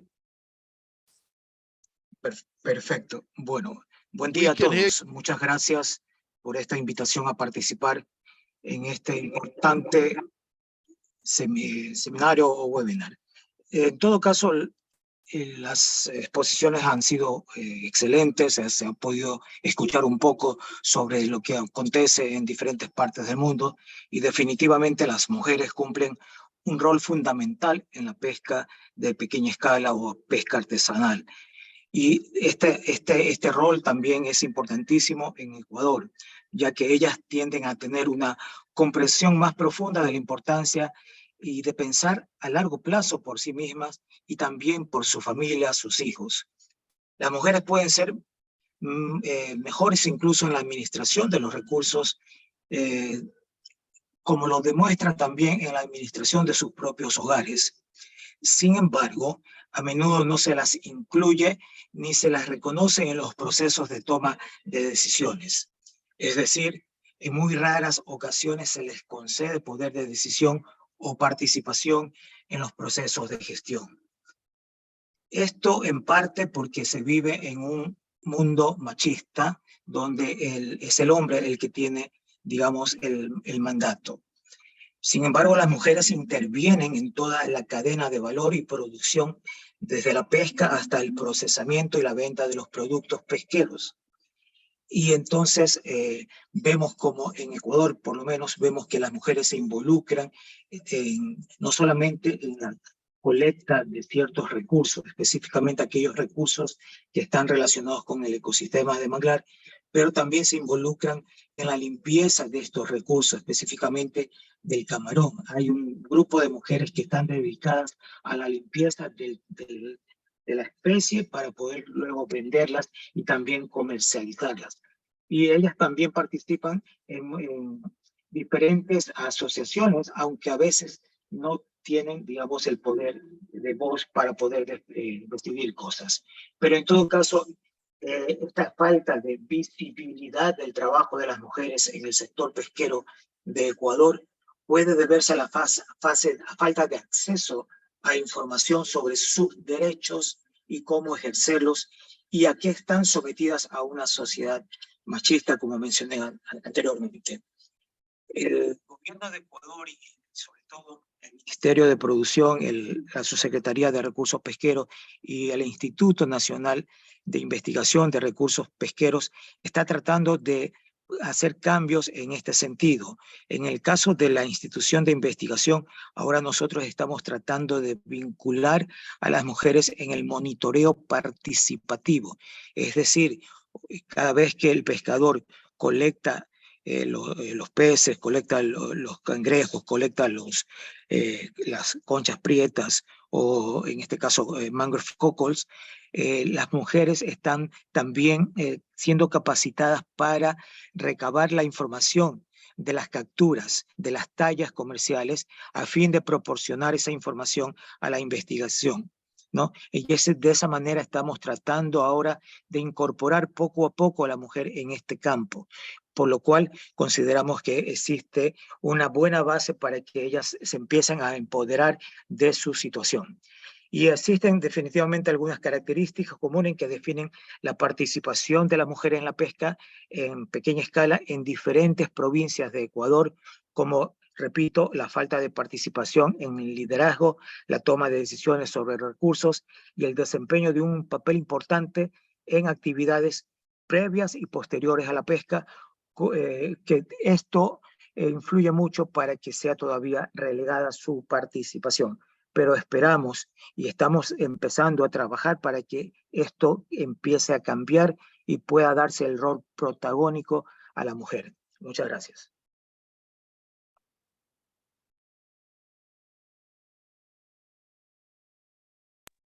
Thank you, Mr. Gabor. If we can very quickly ask Mr. Pablo Gonzalez, sorry, to wanted to say something as well, I believe.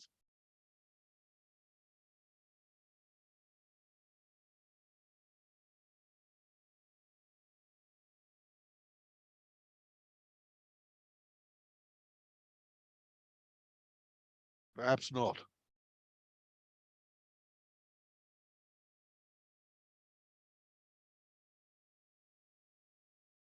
Okay, well, in that case, we can carry on directly, perhaps, to our panel discussion. I think, given the time we've got left, we have 20 minutes, and we have to finish sharp at 5 because our translation services are only available until that time. Could I suggest that to our panel, so all the people who have presented already, as well as our colleagues from Ecuador and Peru who have joined us, if I could pose one question to all of them and perhaps let them talk about it a little bit and react to that question. We've seen from our presentations that CFI and the organizations that CFI has partnered with have been doing a lot of work on women's organizations and on working on improving women's capacity to work in fisheries value chains. What I would like you to comment on is, I think, or do you think that the most important thing about working on improving women's economic position and their role in fisheries is, above all, as a means of empowering women to improve their social position and the extent to which they participate in decision making? Can I just throw that question to our panelists and ask them to respond?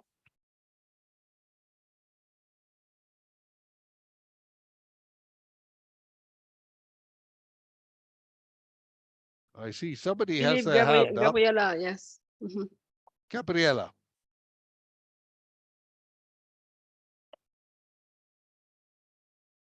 Gabriela, I think you can speak now. Hola, buenos días. ¿Cómo están? Bueno, agradezco primero rapidito el poder participar en estos foros, porque permite que tengamos las herramientas para poder cambiar el paradigma sociocultural, redundando de nuestra cultura, tendiente a ser machista, ¿no? Evidentemente, el cambio se forma o se transforma educando a las personas, educándonos todos, y les tengo datos. Yo pertenezco a la Dirección de Pesca Artesanal del Ministerio de Producción. Evidentemente, en el año 2021 tuvimos 659 mujeres capacitadas en diferentes temas relacionados a la pesca, la transformación, al valor agregado. En el 2022 incrementamos a 913 mujeres, y en lo que llevamos de 2023 llevamos 500 mujeres capacitadas. Cada día son más porque el interés de formar parte de la cadena productiva es mayor, y esto lleva a que se diversifiquen las actividades de la mujer como tal y se vaya introduciendo en toda la fase productiva, teniendo en cuenta que la mujer tiene características especiales. Sí es verdad que como seres humanos somos iguales, hombres y mujeres, pero la mujer tiene, y discúlpeme que vaya por ese lado, mayor capacidad tal vez para administrar, para manipular, esta motricidad fina que permite esviscerar, hacer una limpieza de camarón, o sea, y es muy importante para nosotros como institución pública introducir en la cadena de valor a la mujer y de esta manera aportar a la economía de las familias. Es súper importante que no se quede en un papel secundario, sino que vaya siendo protagonista también de su núcleo familiar, ¿no? De así ayudar a toda su familia, y todo esto se va agrandando y va cambiando a su vez la mentalidad o estas ideas desde los más chiquititos, ¿no? Al ver estos ejemplos de mujeres trabajadoras en la familia.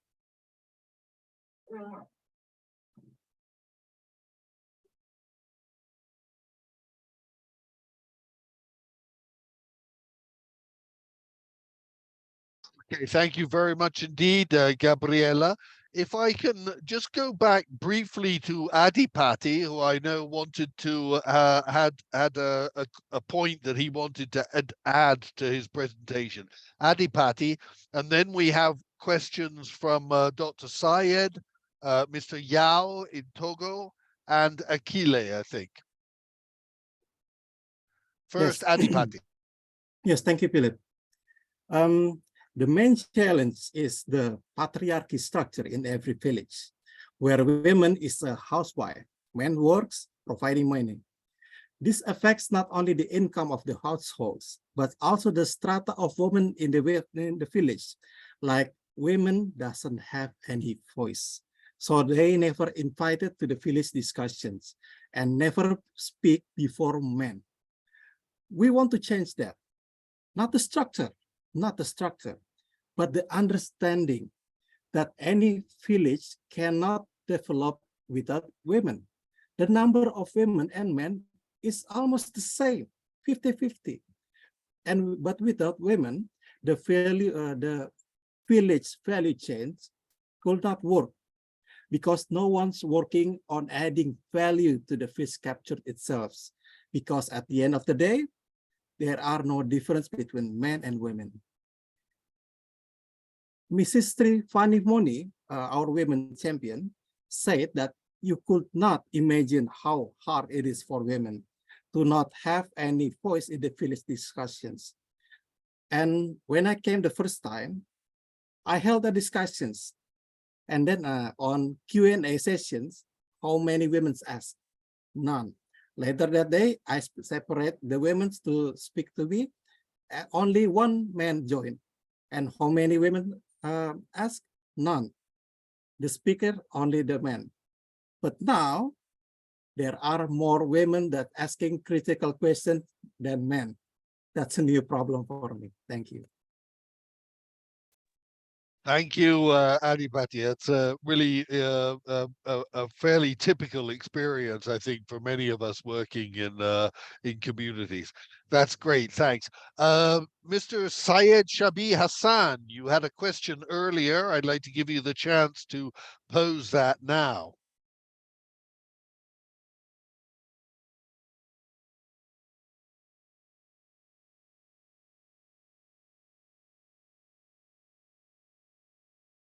Mr. Syed? Yes. Myself, Hassan. We can hear you. Yes, Carry on. Yeah. I would like to know about what are the key challenges from the government sides for the involvement of women fishers in the value chain fisheries sectors. So many questions, many answers that you have given from the seminar, from the presentation of Sambat, and it was very good. But what are the main key challenges? That's because of this sector is not growing at a faster rate, and women participation is going to be deteriorated due to the gender biasness, and how the government can overcome from this to involve themselves in value chain sectors of fisheries.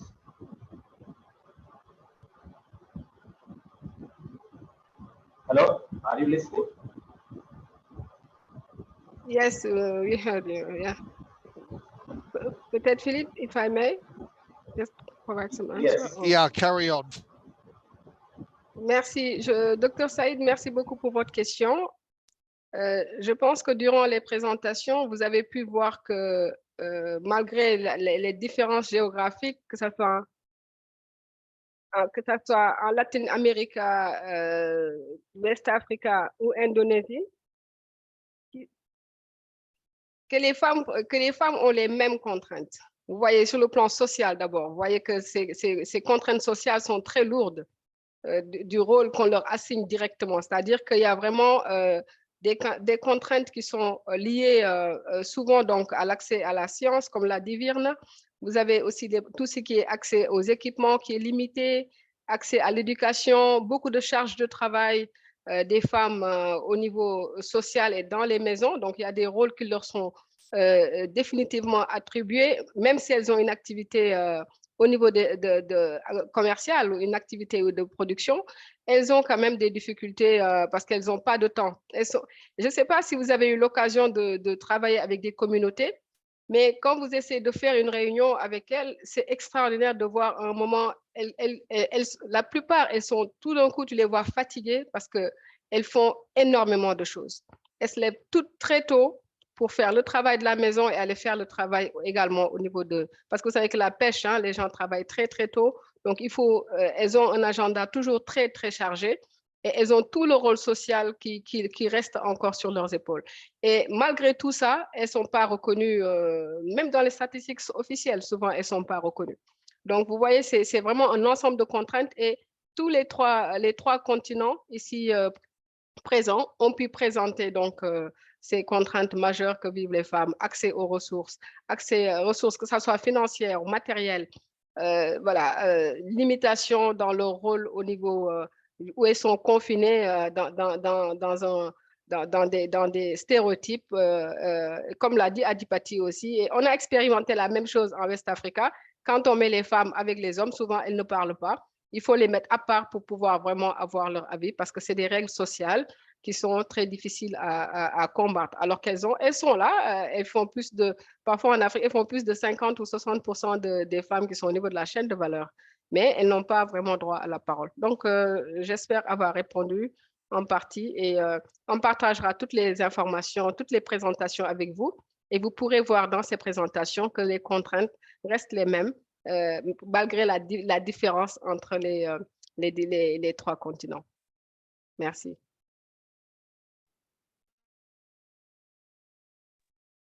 Okay, if I could go on to a question which was passed on to us earlier from Mr. Yao in Togo.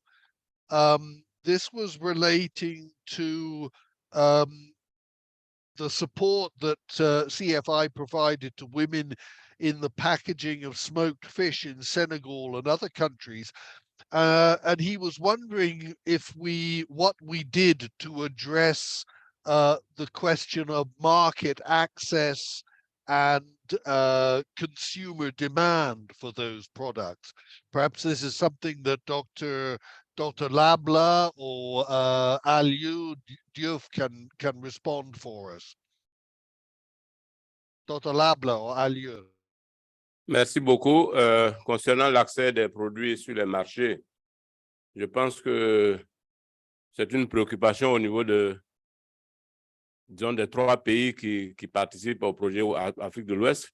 Ce que IPC a entrevu de faire lors des voyages d'échange, par exemple, qui ont été organisés en Côte d'Ivoire entre les femmes de Sassandra et les femmes disons, d'Abidjan, on a pu les mettre en contact avec des marchés rémunérateurs que sont par exemple des supermarchés. On a identifié d'autres marchés qui sont des marchés de niche. Vous savez qu'en Côte d'Ivoire, par exemple, il y a les fêtes de génération au niveau des villages qui constituent d'importants marchés pour les femmes. Et puis, il y a aussi le marché à l'export. Donc, aujourd'hui, tout est fait pour que, disons, ces femmes-là puissent accéder. Mais on connaît les exigences de ces différents marchés. Exigences en termes de quantité, mais exigences surtout en termes de qualité. Et il faut arriver donc à ce que ces femmes-là puissent, disons, respecter ces 2 exigences-là, à savoir la fourniture en quantité de façon régulière et la quantité, donc la fourniture de produits de qualité qui ne fait vraiment, qui ne souffre d'aucun défaut. Donc, voici un peu ce que la petite expérience ivoirienne à la matière, disons, pour permettre l'accès de ces produits-là sur les marchés, surtout les marchés qui rapportent. Donc, voilà ce que je peux dire. Peut-être à Lio, du côté de Dakar ou Maria, hein, du Cap-Vert peuvent compléter. Merci.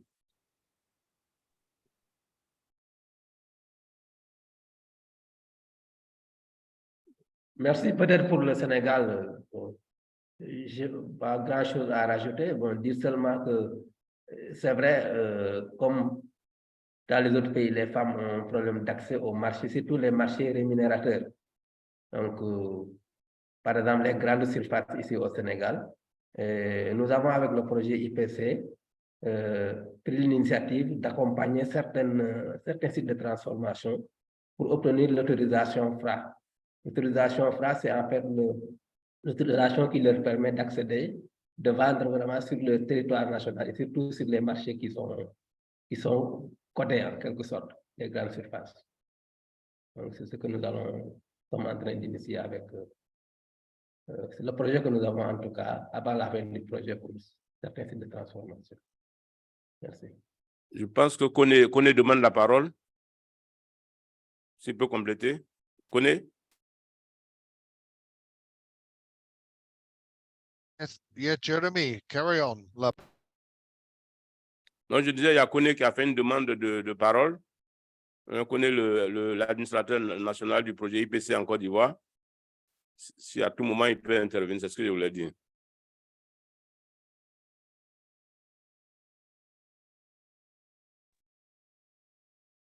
Allô?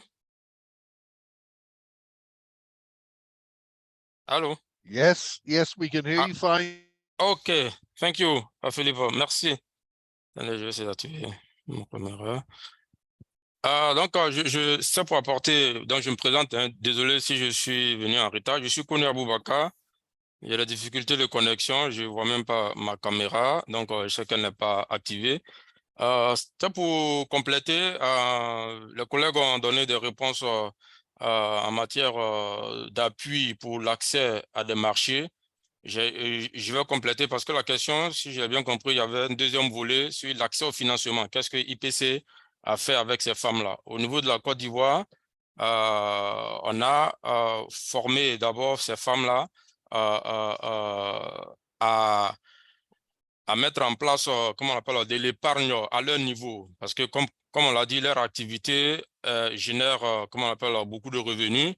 Et donc, on les a formés à créer ce qu'on appelle les AVEC, voilà, donc le système d'épargne communautaire, et pour qu'elles puissent déjà, comment on appelle, avoir accès à du financement entre elles.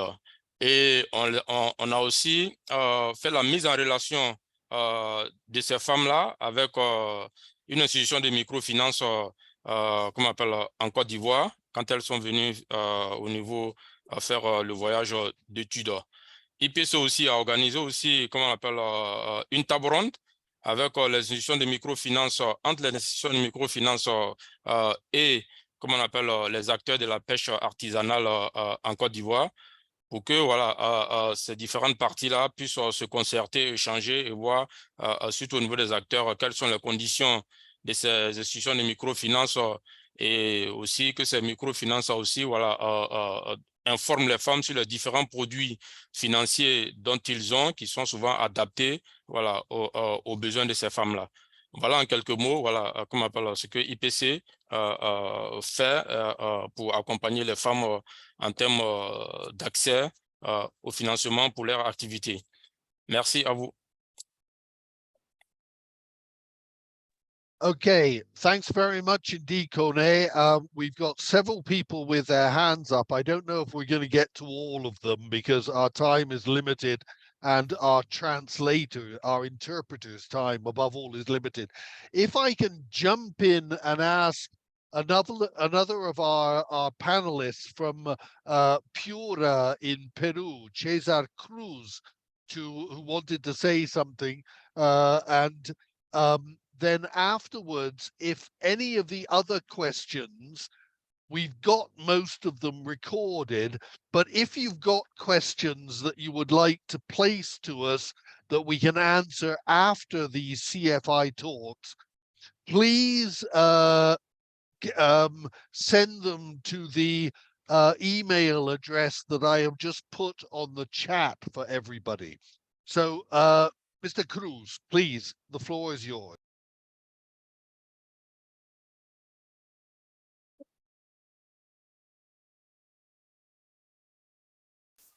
Hola, ¿me escuchan? Buenos días con todos. Les saluda César Cruz del Distrito de los Órganos, la Municipalidad Distrital de los Órganos, ubicada en la región Piura, la provincia de Talara, en Perú. Nosotros somos una población alrededor de 11.000 a 12.000 pobladores, donde el mayor porcentaje de la población está acentuado en lo que son el género femenino. Por ser una caleta de pescadores, o los órganos nace así como una caleta y luego se genera una segunda que da el ñuro, que es el ñuro. Literalmente los pescadores tienen una idiosincrasia un poco sesgada al tema machismo, ¿no? Donde las mujeres son de casa, actividades de hogar, no trabajan y solo son ellos los que salen a la faena de pesca. Ese formato o esa idiosincrasia a través de la perspectiva de gobierno, porque somos la autoridad en este momento, queremos hacer un giro, involucrar a la mujer y darle mayor capacidad de reacción o de activación en la parte laboral, puesto que ahí hay una fortaleza muy importante, ¿no? Entonces, eso es lo que nosotros estamos tratando y queremos forjar algunos proyectos que nos permitan trabajar con ellas, con los jóvenes, que se involucren en una nueva generación para sacar adelante proyectos acuícolas. Tenemos un mar muy, muy saludable, muy rico en diferentes productos hidrobiológicos, que estamos pensando generar una concesión o trabajar en alguna concesión marina para dar mano de obra, para dar trabajo a diferentes frentes femeninos y jóvenes. Esa es la iniciativa. Yo estoy escuchando muy atento de que diferentes regiones de diferentes países tienen casi la misma problemática. Entonces, creo que esto debería pasar bajo un concepto de política pública a nivel país. En nuestro país se está dando la inclusión de género, pero no se está dando las condiciones para esa inclusión. Nosotros estamos generando a nivel país normativas de inclusión de género, pero las condiciones para que se reactiven en la parte pymes o en la parte de desarrollo económico, las mujeres deberían tener proyectos que vayan de la mano con ese formato. Entonces, ahí es donde la política pública está un poco quebrada en ese concepto. Ese es el punto. Me entenderán, ahorita a nivel de país estamos en un escenario de simulacro de sismo que ha empezado desde, bueno, estamos articulando esfuerzos, pero ha empezado ya ahorita con su intensidad en este momento y me están pidiendo, soy funcionario, soy gerente de la entidad, me están pidiendo que baje. Entonces, no sé si es que Seguimos en eso y le doy pase a otro colaborador, otro panelista, para que pueda seguir articulando el diálogo. Hola. Gracias, César. Sí, se escuchó.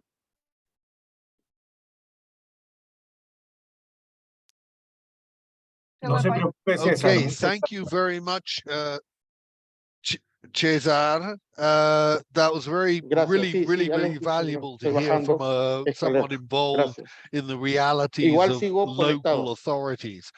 Now, we have lots of questions, as is usually the case with these events.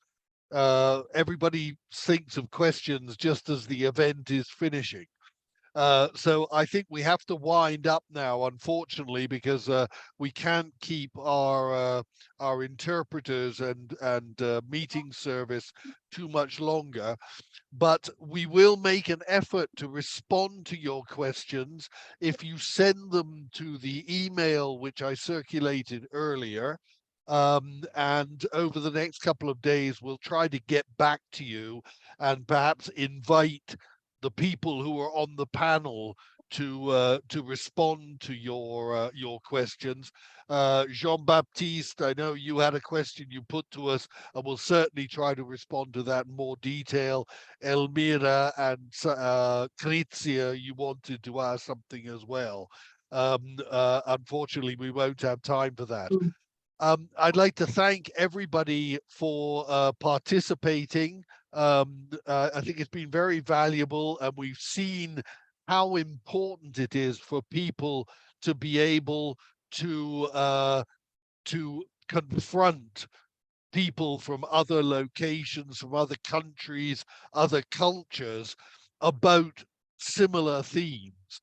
And so this is certainly indicates to us that one of the principles underlying the CFI project was valid, which is that there's a need for a global forum to try to compare experience and learn from each other. We will continue doing this through the remainder of the life of the CFI project. We will be holding other discussions like today in the CFI Talks series. We haven't got dates fixed, and we haven't decided on the themes we will deal with yet, but we do intend to carry on with these meetings. I think we've seen that there is an appetite for them, and we have had very good participation in them. So thank you very much indeed. Fatou, I don't know if you want to say anything in closing. Oh, merci, je pense que tu as déjà tout dit. Merci à tous. N'oubliez pas que pour la prochaine session, si vous avez des idées, si vous avez quelque chose que vous voulez qu'on traite, parce que le CFI a quand même la particularité de traiter vraiment beaucoup d'aspects au niveau des pêches côtières. Donc, si vous avez aussi des suggestions pour la prochaine thématique, elles seront les bienvenues, sinon bon, on vous en proposera. En tout cas, merci à tous, merci aux collègues de Latine-Amérique, merci aux collègues de West Africa, merci à l'Indonésie et merci donc à tous les collègues qui ont pu nous joindre. J'ai vu du Congo, du Togo. Donc vraiment, merci beaucoup à ceux qui sont à Rome aussi et puis un peu partout. Merci à tous et vraiment, ça a été un plaisir d'être avec vous pendant ces 2 heures et d'échanger sur les femmes dans la chaîne de valeur. Donc, on continue les échanges et on enverra toutes les présentations. Et si vous avez des questions, surtout, n'hésitez pas à nous les faire parvenir et on y répondra. Merci à tous. Merci. Merci. Merci aux collègues de l'interprétation, de Meeting Services. Thank you. Pour le support. Thank you to the meeting team. Aux Thank collègues you. traducteurs And the et interpreters. traductrices. Merci. Merci la RDC. Merci bien. Merci, chers collègues. Gracias a todos.